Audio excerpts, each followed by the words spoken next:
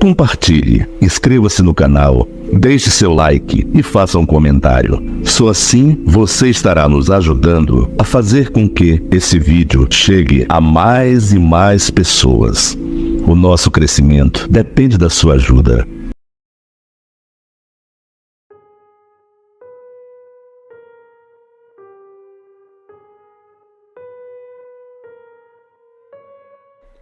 Meu pai trabalhava como vigilante em um prédio no centro da cidade, o que consistia em algumas vezes, junto com mais 2 vigilantes, fazer rondas noturnas, pois era um prédio que lidava com valores e, portanto, necessitava de constante vigilância. Ocorre que eles sempre relatavam que, de vez em quando, o elevador era chamado para os andares mais altos do prédio, sem que houvesse mais alguém trabalhando, e na maioria das vezes isto acontecia de madrugada. Um dia, meu pai, ao passar por uma dessas rondas, estava passando por uma sala, e esta sala era comprida, e ele sentiu nitidamente alguns tapinhas em suas costas, e ele, ao virar, não tinha absolutamente nada atrás dele. Ele disse que ficou todo arrepiado. Falou que era como se uma mão tivesse dado alguns tapas em suas costas. Outros vigilantes já haviam relatado que ouviam um barulho de pessoas pelas escadas e que, às vezes, um ou outro relatava também que, em suas rondas noturnas, ouvia barulho de risadas e vozes. Mas, ao chegarem mais perto, tudo ficava em silêncio, mas sentiam os pelos do corpo todo arrepiado. Um dia, um deles chegou dizendo que havia levado uma leve mordida e, ao ver em sua mão, estava com marcas parecidas com dentes. 2 deles falaram que um dia estavam conversando durante a noite e viram uma mulher sair de um corredor e entrar pelas escadas e começar a subir as escadas, mas não tiveram coragem de ir conferir. Apesar de preparados e armados, não estavam preparados para o sobrenatural. Ficavam morrendo de medo. Mas um dia colocaram um outro vigilante que meu pai dizia que era cheio de marra e todo metido ou corajoso. Então, ele estava verificando um dos últimos andares do prédio sozinho, quando, ao sair de uma sala e entrar em outra, levou um grampeador na testa tão forte que seus óculos pularam e foram parar debaixo de uma mesa. E ainda por cima, uma das lentes havia quebrado. Após isto, ele ficou mais humilde.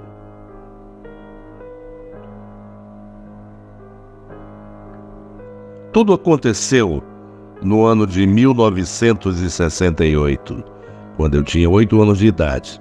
Na época, meu pai possuía uma chácara em Amador Bueno, distante aproximadamente 45 quilômetros do centro de São Paulo, em direção a São Roque.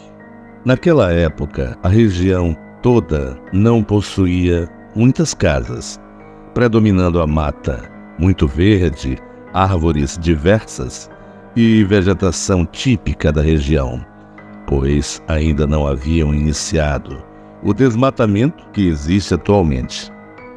Na chácara do meu pai existiam 2 casas, sendo uma para o caseiro e sua família, e a outra para quando íamos em finais de semana, de vez em quando.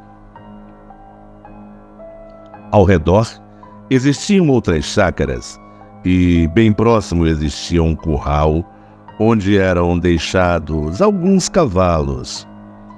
Em um determinado fim de semana fomos para lá.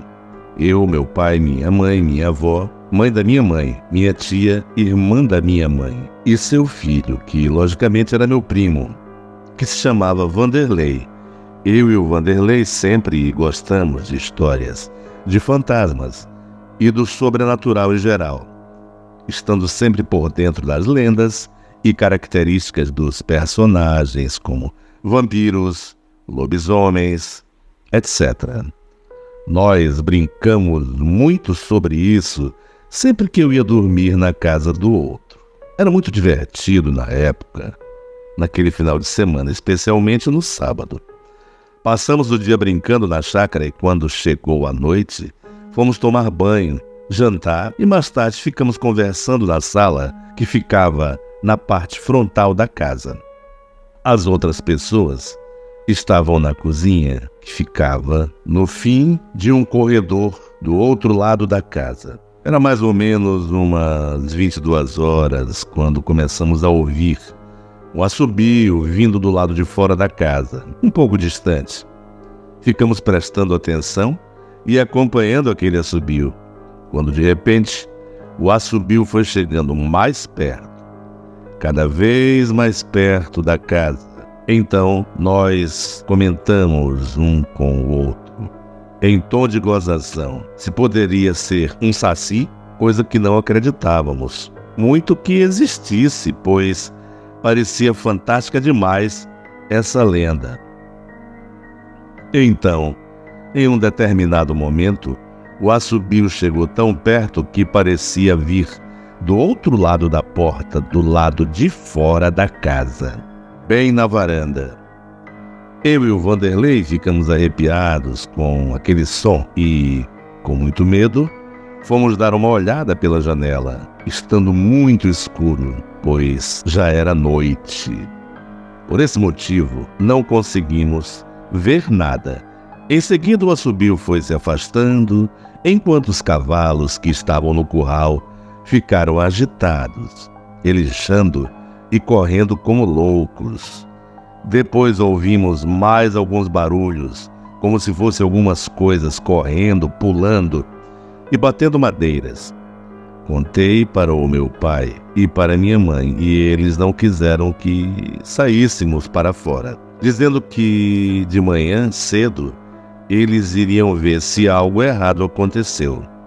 Então fomos dormir, mas morrendo de medo daquele fato estranho que havia acontecido.